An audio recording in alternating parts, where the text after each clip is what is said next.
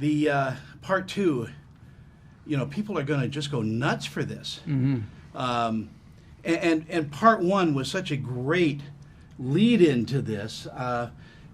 Ralph, do you enjoy the choreography of the fight? I mean, I know that you know karate and all of that, but it's changes for the camera, and that ballet has got to be tough to master.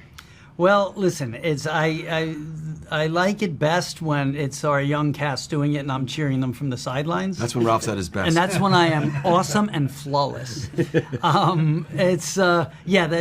fighting and the martial arts on the global stage, if you will, the Sekai Taikai in part 2 is really next level for the show. The stunt team has done a spectacular job, and our cast, the young cast, I mean, I just marvel at their, ability to outdo themselves in true martial arts form. It just puts it front and center. The stakes are super high. It's an international competition, and and yet behind the scenes, we're all dealing with narratives and stories that are unsettled and trying to right the ship in so many ways, while these kids, lives are at stake, or their livelihoods are at stake. It's been, I'm excited for everyone to see, and with an epic conclusion in part 2. With the massive amount of people that watch the show and follow the show, and I know you do a lot of conventions. I know you all do. Do you have a lot of fans that come up to you and go, this changed my life. I'm much better now for watching the show. Yeah, I mean, there's the kids that have gotten into martial arts now, or that are encouraged, that were bullied, that are learning to stick up for themselves, and then there's grown-ups. I mean, I have so many men that come up to me and they say that Johnny's inspired them to reach out and call their long-lost friend, or reach out to their father, or to heal some relationships. So, yeah, there's it's amazing to see how it's affecting people and what art can do here. Yuji, do you find that the same? I mean, do people find peace in learning a martial art? Yeah, it helped me for sure. I think, growing up, I had a lot of anger issues. So getting into martial arts, you learn if you have a good sensei, you learn the right way. You learn focus. You learn just wonderful relaxation teachings of how you should conduct yourself. And I think having a wonderful sensei back in the day, he taught me a lot of things about myself that I needed to improve on.